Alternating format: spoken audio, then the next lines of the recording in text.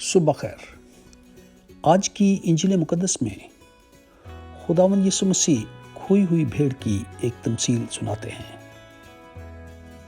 ہمارے ارد گرد بہت سی کھوئی ہوئی بھیڑیں ہیں۔ ہمیں اپنے ارد گرد غریب اور بے سہارا ملتے ہیں۔ کیا ہم انہیں کھوئی ہوئی بھیڑ کی طرح ڈھونڈتے ہیں؟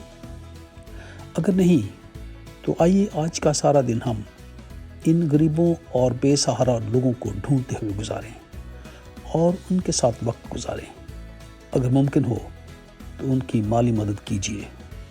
اگر ایسا ممکن نہیں تو کم از کم ان کے ساتھ کچھ وقت گزاریے۔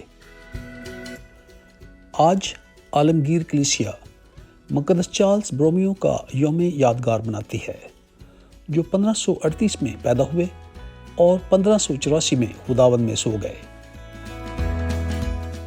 مقدس چارلس پروٹسٹنٹ ریفارمیشن کے دوران زندہ تھے اور انہوں نے کونسل آف ٹرینٹ کے دوران کلیسیا کی اصلاح میں بہت اہم کردار ادا کیا۔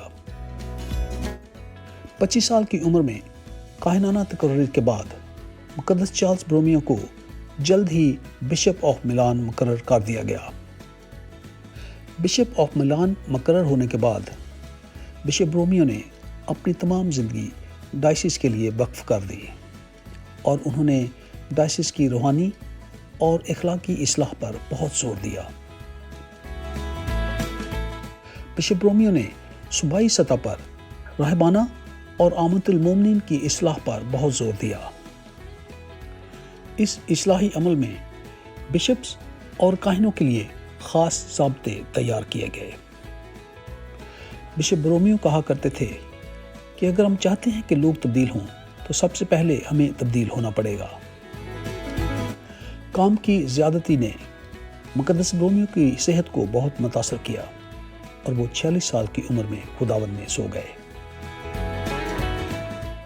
آج کی پہلی تلاوت رومیو کے نام خط، اس کا 14واں باب 7ویں سے 12ویں آیت تک۔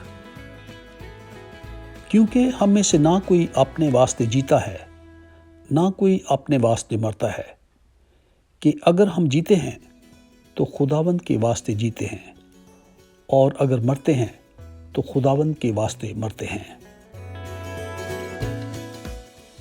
آج کی انجیل مقدس لوکا کے مطابق اس کا 15واں باب پہلی 10 آیات۔ تب سب محصل اور گناہ گار اس کے پاس آئے تاکہ اس کی سنیں، اور فریسی اور فقی یوں کہتے ہوئے اعتراض کرتے تھے کہ یہ گناہ گاروں سے ملتا اور ان کے ساتھ کھانا کھاتا ہے۔ آج کا دھیان و گیان۔ غریبوں اور بے سہارا لوگوں کے لیے اپنی زندگیاں وقف کرنا۔ کاہنوں کی سالانہ ایویلویشن کے دوران انہیں بتایا گیا کہ مقدس چارلس برومیو اپنی زندگی سے نیک مثال دیا کرتے تھے۔ کاہنوں کو یہ بھی بتایا گیا کہ مقدس چارلس برومیو اپنی کمائی کا بہت بڑا حصہ غریبوں میں تقسیم کر دیا کرتے تھے۔ مقدس چارلس عیش و عشرت سے بہت دور تھے۔ مقدس چارلس برومیو نے اپنے اوپر بہت سخت پیننس لاگو کر رکھے تھے۔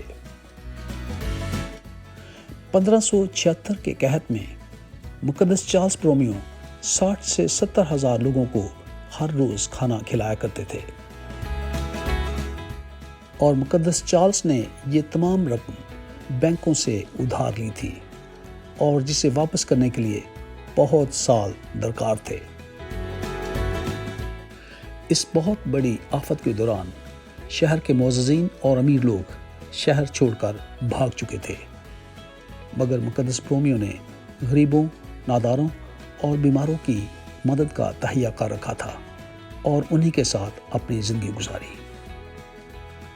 کیا ہم بھی مقدس چارلس برومیو کی طرح غریبوں اور بے سہارا لوگوں کا سہارا بنتے ہیں؟ یاد رکھیں، خدا ہمیں بہت پیار کرتا ہے اور امید ہے کل آپ سے دوبارہ ملاقات ہوگی۔ خدا حافظ۔